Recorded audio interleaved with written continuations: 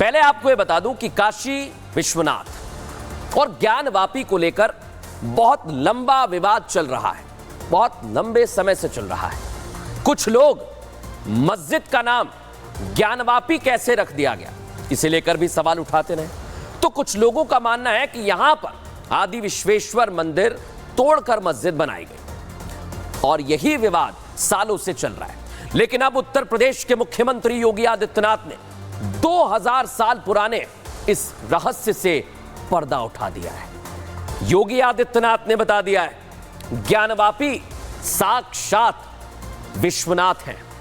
इसका जिक्र स्कंद पुराण में भी है, लेकिन इसके बावजूद कुछ लोग ज्ञानवापी को मस्जिद बताने पर अभी भी तुले हुए हैं। और योगी के इस बयान से एक बार फिर धार्मिक चर्चा तेज हो गई है, ज्ञानवापी बहस का केंद्र बिंदु बन गया है।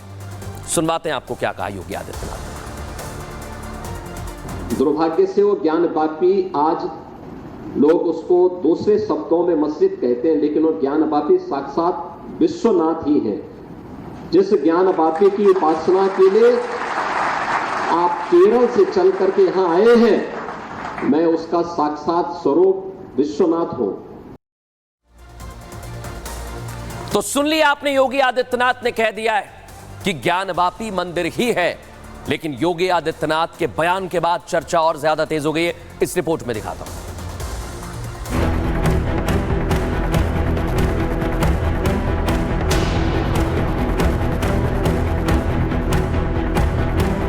दुनिया के सबसे प्राचीन शहर काशी के ज्ञानवापी विवाद पर विराम लगने वाला है। योगी आदित्यनाथ ने ज्ञानवापी को लेकर वो सच बताया जिसे पिछले 2000 सालों से छुपाया जा रहा था।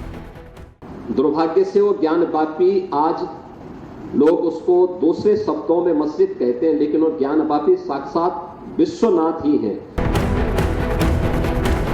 ज्ञानवापी को लेकर योगी आदित्यनाथ के बयान के बाद घमासान छिड़ गया है। हिंदू पक्ष जहां योगी के इस बयान का समर्थन कर रहा है, साधु संतों ने साफ शब्दों में कहा योगी ने ज्ञानवापी का सच दुनिया के सामने ला दिया। मुख्यमंत्री माननीय योगी आदित्यनाथ जी ने बिल्कुल सही कहा।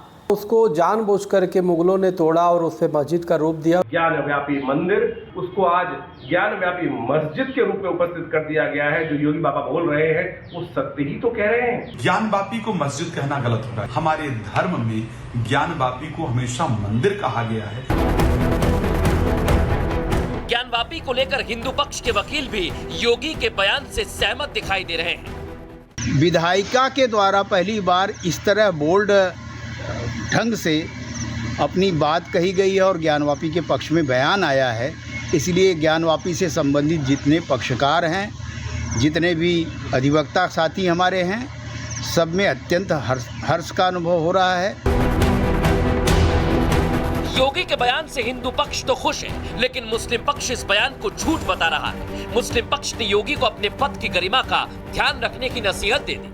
जो देश संविधान से चलता हो उसमें इस तरह के बयान क्या संवैधानिक है?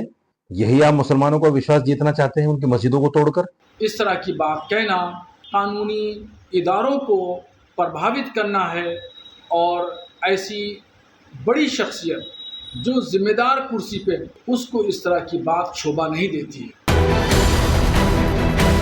ज्ञानवापी विवाद पर वर्षों बाद एक एक कर हिंदुओं के पक्ष में फैसले आ रहे हैं। इसका श्रेय यूपी के सीएम योगी आदित्यनाथ और प्रधानमंत्री मोदी को जा रहा है, क्योंकि इन्हीं दोनों नेताओं की बदौलत सदियों पुराने विवाद की तथ्यों के साथ निष्पक्ष जांच हुई, जिससे सदियों पुरानी सच्चाई दुनिया के सामने आ गई। अब आपको बता देता हूं ज्ञानवापी का विवाद क्या है। ज्ञानवापी को लेकर हिंदू पक्ष दावा करता है विश्वेश्वर मंदिर को तोड़कर मस्जिद बनाई गई। 1669 में औरंगजेब ने आदेश दिया था। औरंगजेब के आदेश पर मंदिर तोड़ा गया। हिंदू पक्ष तब से मंदिर की लड़ाई लड़ रहा है। अंग्रेजी शासन के समय भी केस चला था और 2021 में 5 महिलाओं ने याचिका दाखिल की दर्ज को। महिलाओं ने श्रृंगार गौरी की पूजा की मांग की। 2022 में कोर्ट ने मस्जिद सर्वे की इजाजत दी। सर्वे के दौरान मस्जिद के अंदर मंदिर के सबूत मिले। वजू खाने में शिवलिंग जैसी आकृति दिखी।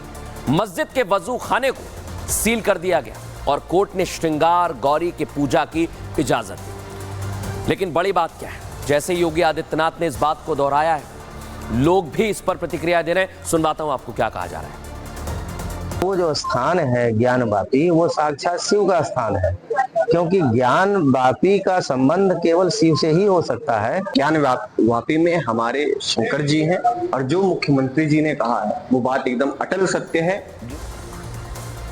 अब खबरों में आगे बढ़ेंगे दर्शकों। कांग्रेस सरकार में हिंदुओं पर अत्याचार बढ़ गया है और गणेश पंडालों में पत्थरबाजी की खबरें हमने आपको दिखाई, लेकिन अब गणेश जी की प्रतिमा पर भी कार्रवाई कर दी गई है। सोचिए किस तरह से यह कार्रवाई की जा रही है और कहां पर यह कार्रवाई की गई है, किस तरह से कांग्रेस तुष्टीकरण में डूब गई है। आइए जरा आपको बताता हूं। कर्नाटक में कांग्रेस की सिद्धारमैया सरकार है, लेकिन जब से यह सरकार आई तब से कर्नाटक में तुष्टीकरण का खेल खेला जा रहा है। उसका पूरा एक्सरे आज हम करने वाले हैं। हर वो चीज बताएंगे कैसे हिंदुओं को हमेशा ही दबाने की कोशिश की जा रही है, फिर चाहे वो बजट हो या फिर कोई और त्योहार हो। एक एक करके आज आपको सारी चीज मैं बताने वाला हूं, सारी घटनाएं बताने वाला हूं कि कैसे यह काम किया जा रहा है। कांग्रेस सरकार तुष्टीकरण में लिप्त हो गई है। देख लीजिए आप, टीपू सुल्तान की जयंती मनाई जा रही है, लेकिन दिक्कत कहां से है? बप्पा से। गणपति बप्पा का अपमान किया जा रहा है।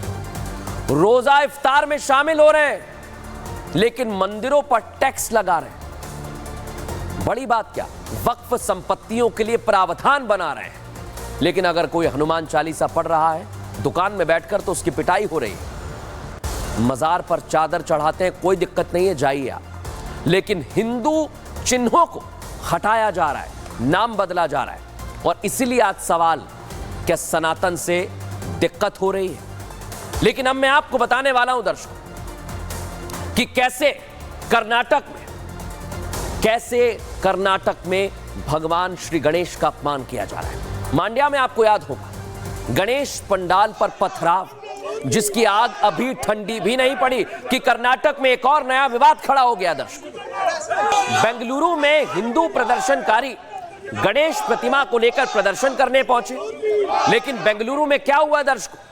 पुलिस ने कार्यकर्ताओं को हिरासत में लेने की जगह गणेश प्रतिमा को पुलिस वैन में रख दिया दर्शकों। वो तस्वीर आप देखिए जरा। ये सारा का सारा विवाद भगवान श्री गणेश के अपमान का है। आखिर क्यों हिंदू संगठन पूछ रहे हैं कि गणेश जी की प्रतिमा को इस तरह से छीनकर पुलिस वैन में रखा गया? कैसा हंगामा हुआ सुनिए जरा वहां पर।